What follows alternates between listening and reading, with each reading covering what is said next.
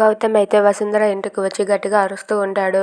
వసుంధర, ఎందుకు అలా చేసావు? నా భార్యకి ఇంకొకసారి ఏమైనా జరగాలి, మర్యాదగా ఉండదని చెప్పి అంటూ ఉంటాడు. ఆ మాటలకు వసుంధర అయితే ఇలా అంటుంది, ఇంకొకసారి నా ఇంటికి కానీ ఎవడైనా రావాలి, నా చేతులతో కొట్టడం కాదు, నా చేతులతో నేనే చంపేస్తాను.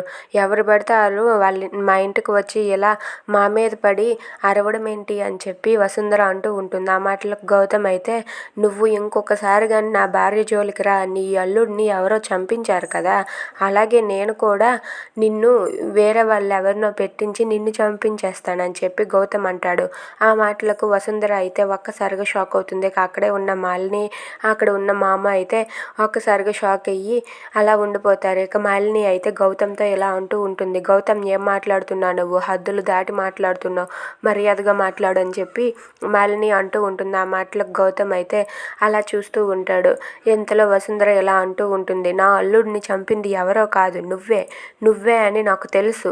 నా అల్లుడిని చంపించింది నువ్వే, కాబట్టి నిన్ను ఎలాగైనా సరే జైల్లో వేయించే తీరుతానని చెప్పి అంటూ ఉంటుంది. ఆ మాటలు గౌతమ్ అయితే నీకు నచ్చింది చేసుకో అని చెప్పి అరుస్తూ వెళ్ళిపోతాడు. Thanks for watching friends. Please subscribe our channel. Thank you.